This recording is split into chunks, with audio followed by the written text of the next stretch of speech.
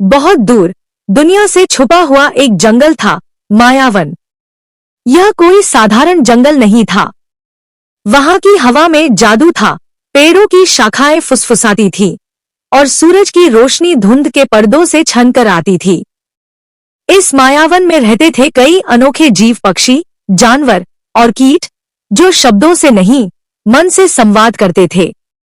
इन्हीं में एक था, एक भव्य और चमकदार मोर, जिसका नाम था नवरंग। नवरंग के पंख इतने सुंदर थे कि जब वह नाचता, पूरा जंगल थम जाता। उसके पंखों में सिर्फ रंग नहीं, रहस्य और रोशनी भी छुपी थी। लेकिन जितना सुंदर उसका रूप था, उतना ही अहंकार से भरा उसका मन भी था। वह अक्सर कहता, कोई भी मेरी बराबरी नहीं कर सकता।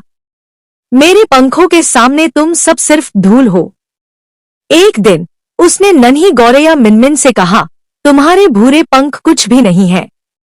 तुम बस उड़ सकती हो, लेकिन मैं नाचकर सारा जंगल रोक सकता हूं। मिनमिन कुछ नहीं बोली, बस मुस्कुराई और उड़ गई। कुछ दिनों बाद जंगल में एक रहस्यमयी खबर फैली। नदी पार एक जादुई पेड़ उगा है। उसके फल खाने से पक्षियों के पंख और भी सुंदर हो जाते हैं। नवरंग के मन में लालच आ गया।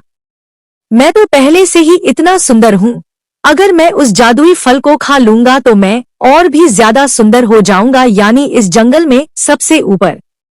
उसी वक्त वह उस जादुई फल की तलाश में नदी की ओर निकल पड़ा। रास्ते में उसकी मुलाकात सफेद कबूतर धवल से हुई। धवल ने कहा, नदी आज बहुत उफान पर है, सावधान रहना नवरंग। लेकिन नवरंग ने हंसकर जवाब दिया, तुम डर सकते हो, लेकिन मैं नहीं। मेरा भाग्य मेरा साथ देता है। नदी के किनारे पहुंचकर नवरंग ने देखा, पानी सचमुच बहुत तेज बह रहा था। पुल पूरी तरह से टूटा हुआ था। दूसरी ओर जाने का कोई भी रास्ता नहीं था। तभी उसकी नजर एक पुरानी टूटी हुई लकड़ी की नाव पर पड़ी। बस यही मेरी राह है, सोचते हुए वह नाव में बैठ गया। नाव धीरे धीरे बहने लगी, लेकिन नवरंग को यह पता नहीं था कि इस पुरानी टूटी हुई नाव में एक छेद भी है। जैसे ही नाव नदी के बीच में पहुंची, पानी धीरे धीरे अंदर भरने लगा। नवरंग के भारी पंख भीग गए। वह उड़ भी नहीं सका। डर के मारे वह चिल्लाने लगा, कोई है? मदद करो। उसी समय पास से उड़ती हुई मिनमिन ने उसे देखा। उसने एक पल भी नहीं गंवाया। वह सीधे जंगल की ओर उड़ गई और कुछ ही देर में लौटी, जिनकी अगुवाई कर रही थी एक छोटी मगर बुद्धिमान नीली चींटी, बिंदु। बिंदु और उसकी टीम ने जल्दी जल्दी पत्तों और टहनियों से एक राफ्ट तैयार किया। धवल भी आ गया।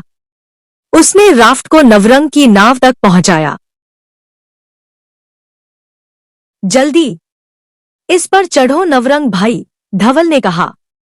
नवरंग किसी तरह राफ्ट पर चढ़ा और चींटियों ने उसे किनारे तक खींच लिया।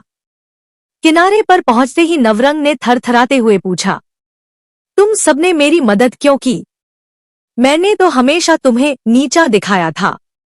मिनमिन ने शांति से कहा, तुम्हारे पंख खूबसूरत हैं, लेकिन असली सुंदरता तब दिखती है जब दिल भी उतना ही सुंदर हो। बिंदु मुस्कुराई और बोली, शायद तुम्हारे भीगे पंख अब तुम्हारे अंदर की रोशनी बाहर आने देंगे। नवरंग की आंखों में आंसू आ गए। उसने पहली बार महसूस किया कि पंखों की चमक केवल बाहर से होती है, लेकिन सम्मान और प्रेम वही पाता है जिसका दिल साफ हो।